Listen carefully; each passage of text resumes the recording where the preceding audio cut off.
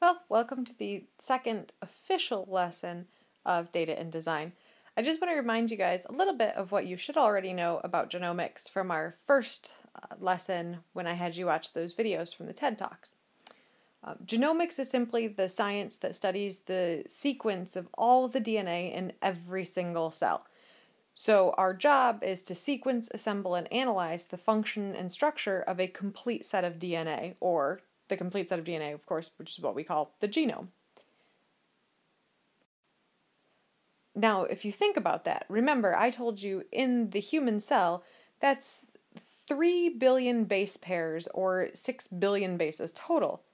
How do we even go about storing all of that information? Scientists have figured out through the Human Genome Project and millions of dollars how to sequence the whole thing. Now we have to store those sequences and then analyze their functions. We do that using databases. One of the most popular databases to use is a government-sponsored database called the NCBI. That's the National Center for Biotechnology Information. That's what it stands for. And it's a central repository for biological data.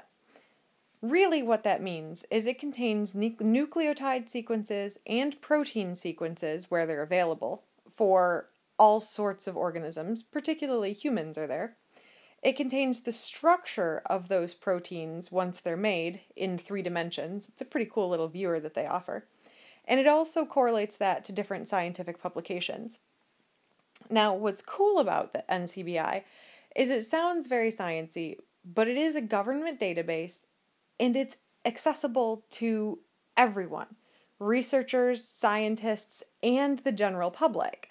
That means if you have just a little bit of knowledge about databases, database searching, and a little bit of IT or computer science background, you can become a citizen scientist and analyze those nucleotide and protein sequences yourself.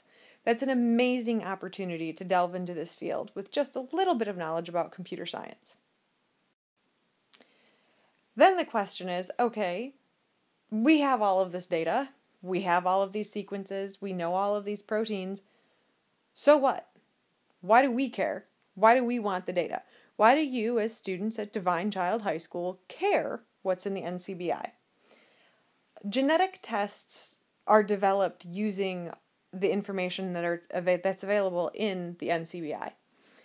So anytime you've been told that we can test for a particular gene or a particular disease or a particular trait, all of those tests are developed by individuals who search the NCBI, who search protein sequences, who search nucleotide sequences, and determine where changes happen. Searching that and determining where changes happen is really done by essentially computer programming. It's a computer analysis of data, but someone has to know how to write the computer program to analyze the data. That's where your training in information technology and some of your information using Python comes in this summer. We want the data so we can analyze the data. Analyzing the data will help us determine cures and treatments for all kinds of diseases. It's really a fascinating field. What we're asking you to do then this summer is really in the field of bioinformatics. Bioinformatics is the application of computer science and information technology to biology and medicine. So it's actually creating databases, searching databases, comparing the protein and nucleotide sequences in those databases, and then representing the molecular structures. Some examples of some of the genes that you can find in these databases are things like BRCA1 or BRCA1. That's the gene that we call the breast cancer gene. Another popular one is APOE4. That is correlated with Alzheimer's. So if we can figure out where these changes in the sequences occur, who has these changes, we might also be able to help them with cures or treatments for the particular protein mutation that they have. In this lesson, I want you to familiarize yourself with one small part of how we use the NCBI.